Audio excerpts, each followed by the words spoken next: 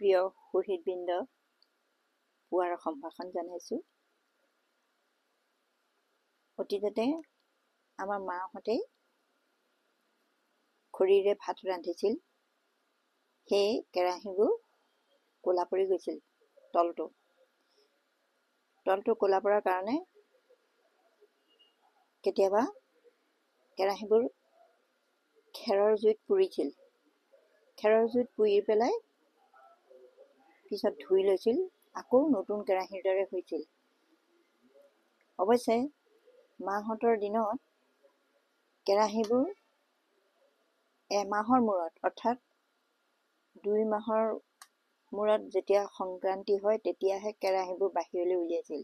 নহ'লে বা ভিতৰতে চৰিয়াতে পানী দি পেলাই এইদৰে ধুইছিল। বাহিৰলৈ কেৰাহী উলিওৱাৰ নিয়ম নাছিল। আজিকালিহে গেছ হৈছে, আমি লগে লগে ধুওঁ, লগে লগে ভিতৰতে পানীৰ ব্যৱস্থাও আছে, সুন্দৰকৈ আমি ধুইছিলোঁ।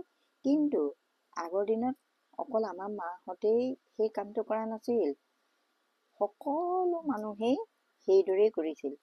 কাৰণ চৰু কেৰাহী মাহৰ ভিতৰত সংক্ৰান্তিৰ দিনাহে উলিয়াব পাৰে, নহ'লে বা ভিতৰতে ধুৱে।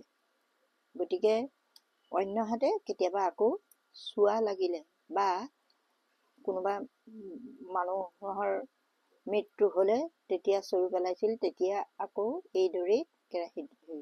সেইকাৰণে এতিয়া আমাৰ গেছ আছে যদিও কেতিয়াবা বাহিৰতে জুহাল এখন তৈয়াৰ কৰি লৈছোঁ। যিহে ঠাণ্ডা, বৰষুণ দিলে পাহাৰৰ দাঁতি কাষৰীয়া নহয় জানো।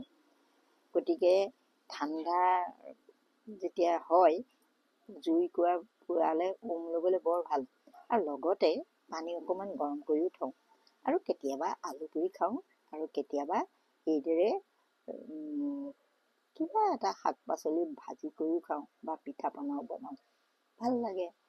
সেই তেনেকুৱা কেৰাহীটো ক'লা পৰিছিল, মোৰ মনত আছে নহয়। গতিকে ভাবিলোঁ আজি কেৰাহীখন পুৰি চাওঁ। চাওকচোন, এয়া সঁচাকে চকলাসকলে এৰাইছে নহয়। এয়া ছাইবিলাক চাওক, সঁচাকৈ ধুনীয়া হৈ পৰিছে চাওক।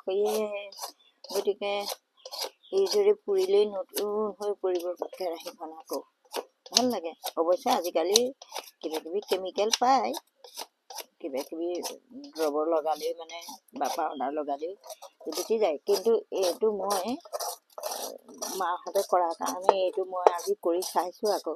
এইয়া চাওক, ফটাফট গুচি গ'ল নহয়। ভাল লাগিছেনে নাই? বৰ ভাল লাগিছে দেখি, সঁচাকৈ দেই। কিমান সময় লাগিলেনো? 15 মিনিট। 15 মিনিটতে গৰম হৈ চকলা চকলকৈ ছাইবিলাক এৰাই গৈছে। ভাল লাগিছে মোৰ দেখি। আহিছোঁ, ধন্যবাদ।